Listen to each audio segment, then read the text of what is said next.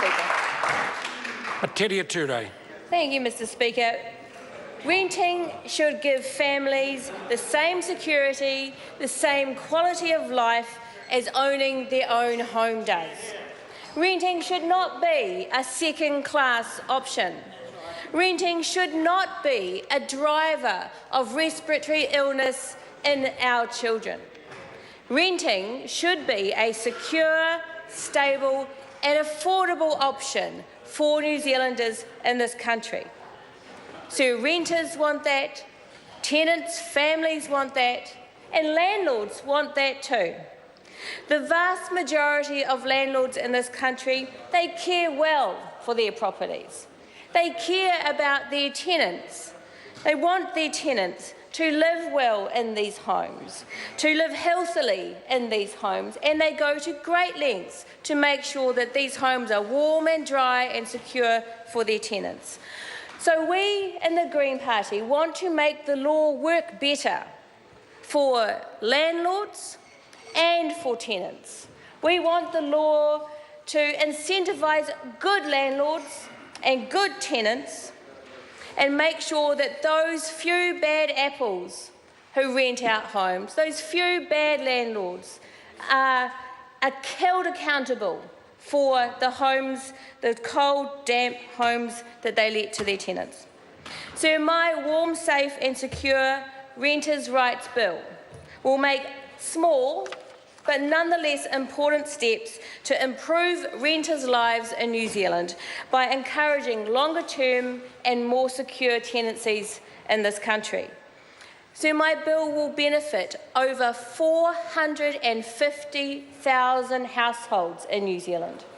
We have had a considerable increase in the number of renting families because housing is now so unaffordable to purchase, families have no choice but to rent and to rent long-term.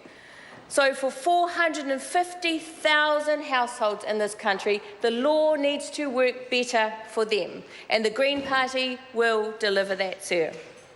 My bill makes 6 changes to the law. The first allows a tenant the first right of refusal when their lease expires, so that they can put down long-term roots in the community that they love, have raised their children in, work in, play in. Now, this means that tenants will have the choice of being able to stay in their home when the lease expires.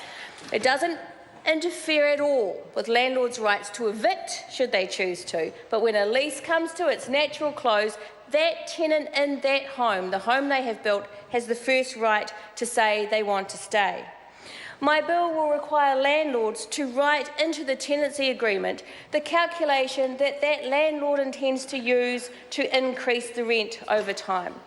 Now, this is just a means by which there is transparency between the landlord and the tenant about the rent increases. It will be up to the landlord and the tenant to decide what that calculation is. There's no prescription for it, but it means that the tenant will know about how much the rent will go up and can therefore budget that when they are planning their financial future. My bill will restrict rent increases to no more than once every 12 months. At the moment, it's once every 6 months, and that is too frequent for tenants, especially when they don't know how much it's going to go up by.